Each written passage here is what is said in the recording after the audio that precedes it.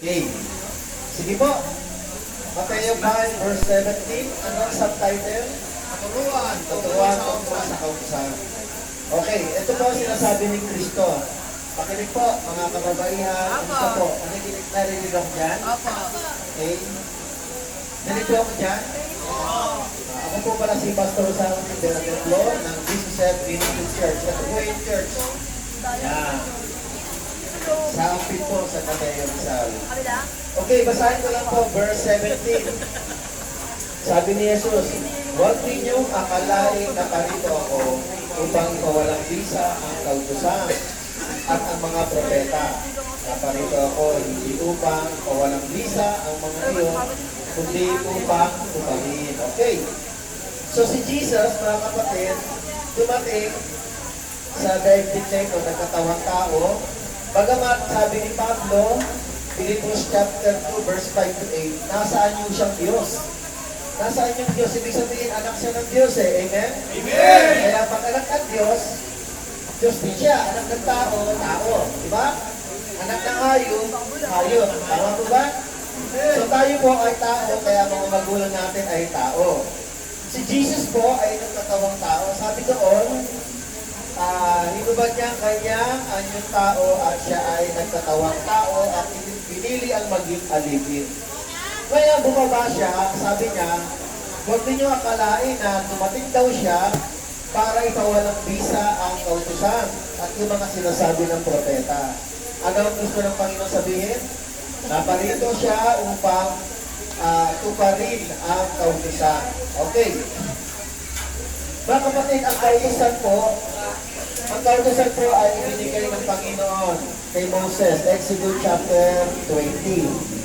Ang kautusan ay binigay sa panahon ni Moses, Exodus chapter 20. Mula nung ibinigay ang kautusan, hanggang sa panahon ni Jesus, ay wala pong nakaabot sa standard ng pagtupad sa kautusan. Sabi nga ng Roma chapter 3 verse 23, ang lahat ay nagkasala at walang sino mang umabot sa kaluwalhatian ng Diyos. Ibig sabihin, short, maikli, sabihin substandard pa nga binabanggit ko madalas. Hindi mo umabot. Ngayon, dumating si Jesus. Ano ang gagawin ni Jesus? Tutuparin niya yung kautusan. Aabutin niya yung kautusan. Amen? Amen! Kung yung tao hindi kaya umabot sa kautusan, aabutin niya ng Panginoon. Ngayon, bumaba siya para i-demonstrate kung paano sumunod sa kautusan. Ulitin ko po, dumating si Kristo upang i-demonstrate, ipakita kung paano sumunod sa kautusan. Okay. Okay. So sabi niya, wala siyang babaguhin. Verse 18, tandaan ninyo, maglalaho ang langit, ang lupa, ngunit isang tuldok o kublitma ng kautusan ay hindi mawawala ng bisa hanggat hindi natutupad ang lahat. So kailangan matupad ang lahat at hindi mawawala ang mga sinasabi ng mga kasulatan, kahit tuldok man lang daw at kahit kudlit. Verse 19, kaya sino mang magpawalang bisa sa kalilitang bahagi nito at magturo ng gayon sa mga tao ay magiging pinakamababa sa kaharian ng langit. Ibig sabihin, kung mayroong magtanggal, mag-alis ng mga kautusan, ay ituturing na mababa sa kaharian daw ng langit. Ngunit ang sumusunod sa kautusan at nagtuturo sa mga tao ng tuparin iyon ay magiging dakila sa kaharian ng langit. Okay. May mga tao na nangangaral, kailangan eksakto daw yung ipapangaral. Kapag ang ipinangaral ay sobra o kaya kulang, ay hindi kinalulog ka ng Panginoon. So pinagbabawal ko magturo ng sobra. Di baling kulang na nga lang, kasi kulang, okay lang yun, dahil hahanapin pa yung kakulangan. Pero pag sobra, baka naman ang ipangaral ay hindi na dapat ipangaral. Pero dapat ay eksakto. Verse 20, sinasabi ko sa inyo, kung ang pagsunod ninyo sa kalooban ng Diyos ay tulad lamang ng pagsunod ng mga tagapagturo ng kautusan at mga pariseyo, hindi kayo makakapasok sa kaharian ng langit. Paano ba tulupad ang mga pariseyo sa kautusan ng Diyos? Mga kapatid, ang Pariseo po, sila po yung mga pangunahing tagatupad, tagapangaral ng salita ng Diyos o kaya kautusan. Sabi ni Jesus, Mateo chapter 23, isa sinabi ni Jesus, basahin ko lang po okay lang ba yan? Okay lang ba yan? Okay? Okay, sige. 23, sabi ni Jesus sa 23, Mateo 23. Tingnan lang natin first 1. Verse 2. Ang mga tagapagturo ng kautusan, ang mga Pariseo ang kinikilalang tagapagpaliwanag ng kautusan ni Moses. Kaya gawin ninyo ang itinuturo nila at sundin ang kanilang inutos. Ngunit huwag ninyo tularan ang kanilang ginagawa sapagkat hindi nila sinasagawa ang kanilang pinangangaral. Sabi ng Panginoon, kung ang pagtupad lang daw ng kautusan ay pagtupad lang daw ng katulad ng mga Pariseo na nangangaral pero hindi sinasabuhay ang pangaral, parang wala rin. Diba? Ano sabi dito? Balikan natin ang ating study. Sabi dito sa Mateo 5 verse 20, sinasabi ko sa inyo, kung ang pagsunod ninyo sa kalooban ng Diyos ay tulad lamang ng pagsunod ng mga tagapagturo ng kautusan at mga Pariseo, hindi kayo makakapasok sa kaharian ng langit. Mga kapatid, ang nangangaral po dapat ay sinusunod din yung kanyang ipinangangaral. Amen? Amen! Kaya yung mga pastor, sa totoo lang, kami po ay delikado. Ibig sabihin, kailangan namin sumunod sa sinasabi namin dahil kami po ay nangangaral ng salita ng Panginoon. Amen? Amen! Napakalaki po ng responsibility at pananagutan ng mga pastor. Kaya mga pastor po, dapat pag nagtuturo, ang itinuturo nila ay isinasabuhay nila. Mga kapatid, ang mga salita ng Panginoon ay talaga nagiging gabay ng mga pastor. Kahit katulad ko na nagiging gabay po ito.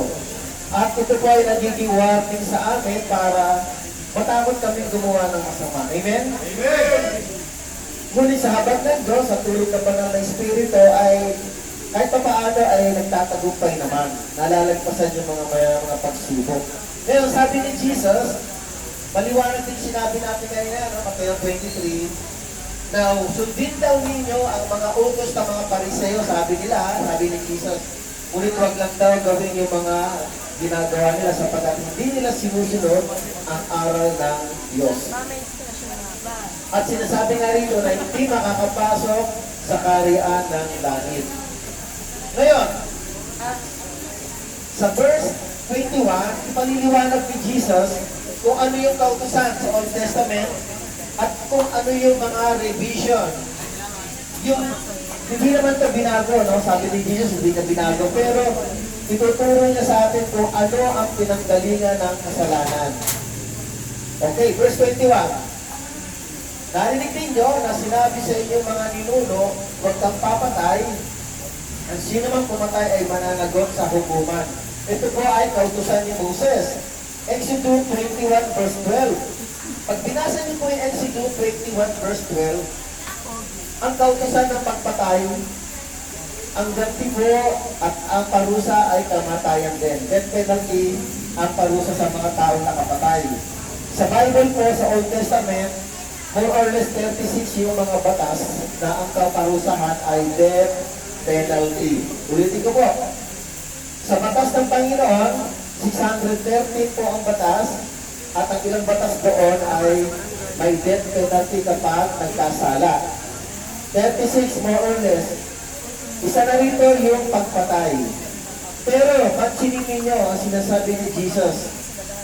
Narinig niyo na sinasabi sa inyo mga ninuno, huwag kang papatay. Ang sino na pumatay ay mananagot sa hukuman. Ibig sabihin, hindi naman kaagad pag nakapatay ay papatayin ka agad. Lilitisin muna sa hukuman. Ano tawag natin dito? Justice o kaya may due process. Tama po ba? May paglilitis muna. Hindi naman kaagad yung nagkasala, kailangan batuhin na kaagad para mamatay. During the time of Moses, mayroong ganong sitwasyon. Pero sabi ni Jesus, kailangan dalhin muna sa hukuman. Kailangan lilitisin. Pero sabi niya, verse 22, ngunit sinasabi ko naman sa inyo, ito yung version ni Jesus. Ito yung version ni Jesus. Ngunit sinasabi ko naman sa inyo, ang sino mang napupo sa kanyang kapatid ay mananagot sa hukuman. So meron po dito tatlong bagay na kung tawagin ay root of sin. Tatlong bagay na pwede maging ugat ng pagpatay. Ano ba nagiging ugat ng pagpatay? Galit. Kaya nga binanggit dito, ang napupo sa kanyang kapatid ay mananagot sa hukuman. Pangalawa, ang humahamak sa kanyang kapatid ay mananagot sa kataas-taasang kapulungan ng mga Hudyo. Ang kapulungan ng mga Hudyo, maaaring sabihin natin parang Sanhedrin. Pero usually, ang Sanhedrin, yung mga religious, mga person na nililitis eh. So, dalawa na yan, napupuot. Saan pa nanggagaling ang pagpatay? Galit, napupuot, at yung paghamak. Ang pangatlo, at sino mang magsabi sa kanyang kapatid ang nakalagay dyan, ulol ka, ay manganganib na maparusahan sa apoy ng impyerno. Tatlo po yung sinabi ng Panginoon, yung root of killing or root of murder, yung ugat ng pagpatay. Sa Old Testament, mga kapatid, hindi na i-details po ito. Si Jesus lang po ang nagbigay ng maliwanag at klaro na detalye na ang pagpatay karamihan ay nanggagaling sa galit. Tama ba? At yung paghamak, isa hinahamak. Marami tayo. Actually, siguro nakakapanood kayo ng balita dyan. Kailan lang may pinatay. Bakit? Kasi nga, lagi raw siyang binubuli, hinahamak. Pero mga kapatid, ang utos ng Panginoon, yung ugat ng kasalanan, ay itinataas niya para hindi na natin gawin. At yung mga salitang mga masasakit, yung pagmumura, salitang ulol ka, salitang mga ginagawang parang masakit yung pananalita sa kapwa. Ito masakit pakinggan yun? Masakit pakinggan yun pag sinabihan ka ng masama, tama ba? Lalo na kapag yung tao nagsalita, alam mo galit. Pero may salita na minsan, ay, bukang bibig na yung pagmumura. Minsan may ganon. Pero mga kapatid, yung bukang bibig na pagmumura, minsan sinasabi kung hindi siya galit, pero kung galit siya, sigurado magmumura na rin yun. Kaya hindi mo malalaman kung nagbibiro o nagsasabi ng totoo. Dahil po, ang lahat ng mga salita masakit ay masama. Amen? Amen! So si Jesus, binigyan niya ng detalye ang naging ugat ng pagpatay. Yung pa lang, pagpatay pa lang, ay yung yung tinatawag na pagkapuot pa lang ay bawal na kay Kristo. Magsalita ka lang ng masama, bawal na sa Panginoon.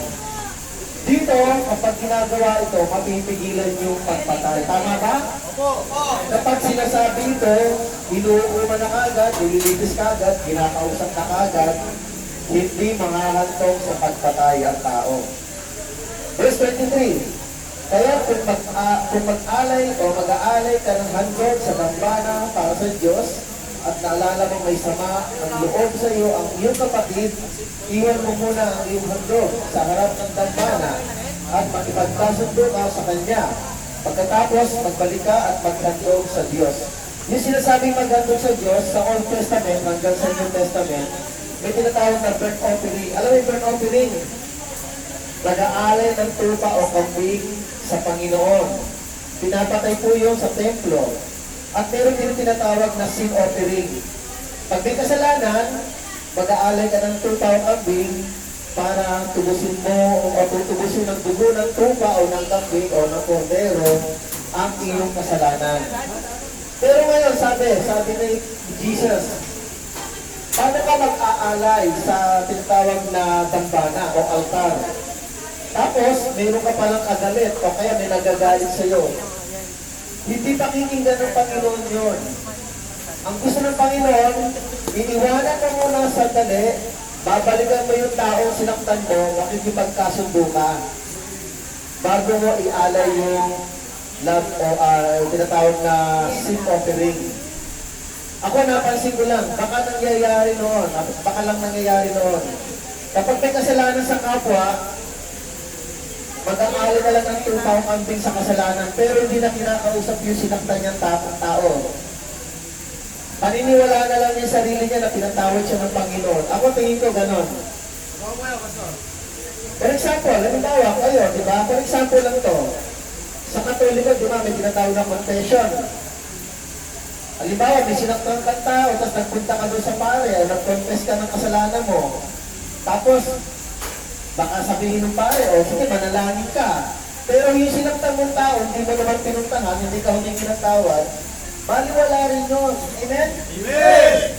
Ang gusto ng Panginoon, kung sinong sinaktan mo, doon ka lalapit muna bago ka mag-aalay ng paghingi ng tawad sa Diyos. Bago ka patawarin ng Panginoon, kailangan humingi ka muna ng tawad sa taong sinaktan mo. Amen? Amen! At kung ikaw naman ay nasaktan, kung kaya mo sabihin sa kapwa mo na nasaktan ka, eh kung humingi siya ng tawad, di maganda. Alam niyo po, sinasabi ng Panginoon na sino ang patawarin ninyo ay pinatatawad.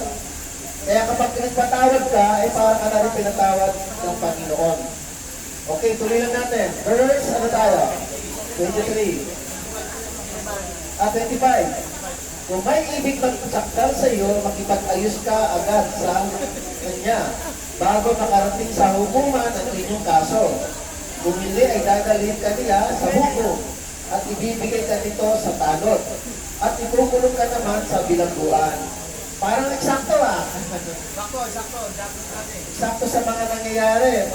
Maaari naranasan nyo to, ano? Opo, Pastor. Mga kapatid, sa totoo lang, sa panahon natin, meron pa nga tinatawag na yung due process, yung padadala ka ng sampina 3 beses, di ba? Opo. At isasabihan ka na mag-uusap kayo. Ayusin muna kayo eh, pag-usapin muna kayo, tama? Kapag 3 beses nagpadala ang korte na hindi ka sumipot, may sampina ka na, kung tawagin ay parang warrant of arrest ka na. Mga kapatid, hindi ko pa nga nabasa sa Bible yun eh. Pero maganda nga yun eh. Para makapag-usap muna. Makapag-usap muna para hindi ka mahantong na bigla ka nalang bubulihin. Meron po akong kilala, mga kapatid, naka-aksidente lang. Naka-aksidente. Kaya lang, nagtatrabaho siya sa ibang lugar, dumarating yung sampina niya, kaya lang hindi niya natatanggap. Nasa probinsya, 2-3 beses dumating yung, di ba, sampina tawag doon? Kaya lang, hindi niya natatanggap, ang paniniwala ng pulis, nagtatago na. Ngayon, nung nalaman, pinatala na sa pina, nakulong po yun, nagpas 1 taon pa, kawawa naman. Pero hindi nakarating yung sulat sa kanya. Di ba nangyayari din sa iba niyo dito? Pero ang tanong, bakit hindi nyo pinapansin yung sampina? Dapat harapin ninyo yun. Kailangan sumulpot kayo, makipag-usap kayo. Maliwanag yung sinasabi rin ng Bible eh. Kung may ibig magsakdal sa'yo, makipag-ayos ka agad bago pa ikaw ay idemanda. Di ba nangyayari talaga yun? Nangyayari yun. Maaring hindi lahat kayo ay gano'n ang kaso, pero may mga gano'n talaga na kayo ay narito dahil kayo ay idemanda. Meron po ba? Meron o. So mga kapatid, ang prinsipyo ng Bible ay dapat makipag-ayos muna, makipagkasundo muna, sa salita natin, makipag-areglo, di po ba? Kaya pag meron dumating na sampina, minsan hindi na po umaabot sa korte, nagkakasundo na. Tama ba yan? Oo. Kasi wala namang may gusto na ano eh, katulad siya no, naalala ko yung si mag-asawa. Ako, yung... Oo, nakasuhan ng tip. Sa Leyte po siya dinimanda. Actually, wala naman siya rito. Nakausap ko yung nagdimanda. Actually, sa totoo lang mga kapatid, minsan ginagawa ko yung mga complainant. Pinupuntahan ko po yung complainant. Pero hindi lahat. Pagdating sa drugs, hindi ko po pinupuntahan yun. Pagdating sa pagpatay, hindi ko po pinupuntahan yun. Yung mga ganun lang, yung mga ganun kaso na merong theft, tapos kinonta ko po yung complainant sa Leyte. Gusto ko kasi madinig yung side nila, kasi nadinig ko lang yung side ng dalawa eh. Ngayon, narinig ko, hindi niya alam ng complainant na umuusad pala yung kaso. Kaya lang yung mag-asawa pumunta ng San Mateo. Hindi nila natanggap yung sabtina. Kaya ang lumabas sa kanila, warrant of arrest. Ano nangyari? Kukuha ng police clearance, may record na pala, dumiretso na rito. Hindi na nakalabas. Isang taon pa bago nakalabas si, pangalan na. Pag pinabayaan ninyo yung issue ninyo, yung concern ninyo, babalikan kayo ng kapabayaan ninyo. Amen? Amen! Mas masakit yung resulta ng kapabayaan kaysa doon sa kasong itinataw sa inyo. Kaya minsan nasisisi natin na nagagalit tayo sa nagdemanda. Ang totoo niyan, magalit ka sa sarili mo. Bakit? Pinabayaan mo. Amen? Amen! Pinabayaan mo yun.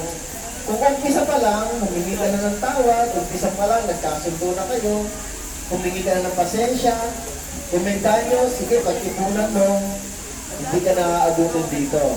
Ito sinasabi ng Bible. Meron pumuntin dito, mga kapatid, hindi ko nasasabihin, nanutok ng barel. Kinausap ko yung tinutukan ng barel. Pero sabi nila, sa korte na lang daw sila maghaharap. Sa tulong at gabay ng Holy Spirit, minsan pinupuntahan ko po yung mga complainant na kung pwede, pasya lang, makipag-usap. Actually, yung nasaktan ko, kinakausap ko. Pero hindi ko naman, wala po akong ginagawang anuman, kundi marinig ko lang yung side. Amen? Amen! Nadidinig ko yung side ng mga nakakulong, PDL, pero hindi ko nadidinig yung side ng nagdemanda. Alam niyo mga kapatid, hindi ko naman laging ginagawa yun, pero kung may conviction si Lord, minsan ginagawa yun. Pero ang case na yun, depende yung mga case lang na walang mabigat na involvement, ha? So hindi ko kaya gawin lahat yun sa inyo. Amen? Amen! Ang magagawa ko lang, ibahagi si Kristo. Okay. Maliwanag yung sinasabi ni Jesus. Kung may ibig magsaktan sa iyo, makipag-ayos ka agad sa kanya bago makarating sa hukuman ng inyong kaso. Kung hindi ay dadaling ka niya sa hukom at ibibigay ka dito sa tanod at ikukulong ka naman sa bilangguan. Tanda mo, hindi ka makakalabas doon hanggang hindi mo nababayaran ang kahuli-hulihang bariya na dapat mong bayaran. Kung tawagin ay piyansa. No? Kung tawagin ay piyansa. So mga kapatid, hanggang doon lang po tayo. Ang Biblia po ay itong nagtuturo sa atin para magamit natin ito at sundin natin yung tinatawag na procedure para hindi ka na umabot sa loob. Amen? Amen!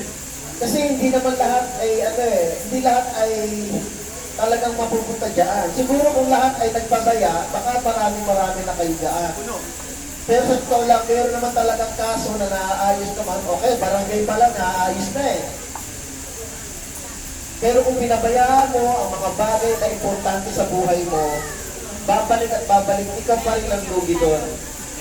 Sa'yo pa rin babagsak yung bakit ang pangalan na nakalagay sa sabina ay ikaw. Kung may complainant ka, kausapin mo na, humingi ka ng tawad. Kung meron kang mga tao na saktan, kausapin mo na, bago ka pa ipabarangay o kaya ipapulis. Kasi kung nasaktan mo naman talaga, aminin mo na lang, di ba? Magpakumbaba po tayo. Amen? Ang Panginoon ay napakabuti sa atin. Tinutulungan tayo na mamuhay tayong maging matuwid. Anong gagawin? Magpakumbaba, humingi ng tawad. Ngayon, kung nasaktan ka naman, huwag ka na lang gumante. Amen? Amen! Ang nangyayari, kung sino yung gumagante, siya kasi siya nakakapatay. Kasi bakit? Mas masakit yung ganti kasi. Minsan eh. Kailan lang, kanina ko yata nabalitaan. Tatay, sinaktan yung anak niya. 10 years old yung bata. Nabaril niya sa dibdib. Kasi nga, pinaiyak na yung anak niya. So, sobrang galit. Tama ba yun? Kalaban mo 10 years old, nabaril mo sa dibdib. Ewan ko lang kung napanood ninyo dyan. Yung balita kanina. So mga kapatid, minsan yung galit, yung gante, dahil bugso ng damdamin, instead na binatukan ka, batukan mo lang, minsan di na eh. Minura ka, ang gante, pinatay na kagad. Tama ba yun? Dapat mga kapatid, yung damdamin natin, kontrolin natin, amen? Pag tayo ay masyadong marahas sa isipan natin, marahas tayong gumanti. Hahantong lang tayo sa wala. Mamamatay tayo na tayo pa rin ang lugi.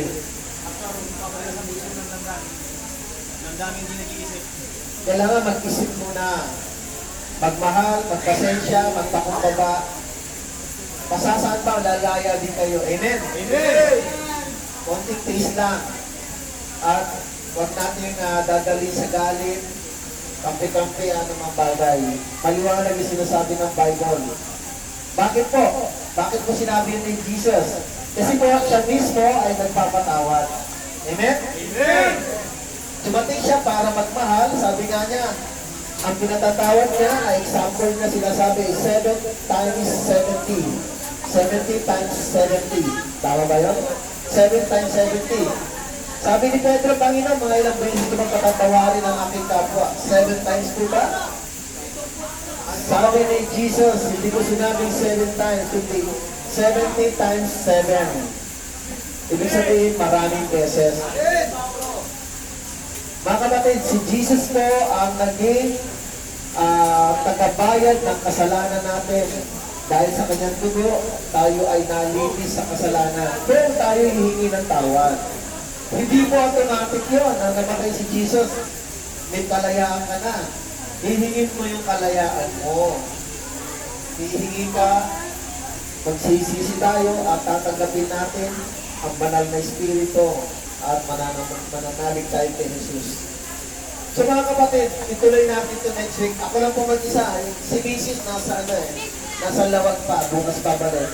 Yung iba namin kasama, medyo nagkasabay-sabay, busy. Pero mga kapatid, read the Bible. Araw-araw po kayo magbasa ng Bible. Amen? Amen. Tutulungan kayo dito. Paglayanin nyo, magpatuloy kayo, magbasa ng Bible. Isabuhay niyo ang salita ng Panginoon. Ipanalangin niyo rin kami, ha? Amen? So let's pray. Maliwanag po ba sa mga kababaihan? Opo. Nagpray natin na pastor yung anak ni Maha. Isang Anak ni Mara? Bakit? Sino yung Mara? ICU. Kasi nasa ICU po eh. Yung ba yung may 5 years old? Opo. Nagpray po natin. Asan na po yung Mara? Taga. Adon. RJ, Korea. Abes. Sige, manalangin tayo. Kahit upo lang tayo. Sige, manalangin tayo. Salamat sa pakikinig, ha?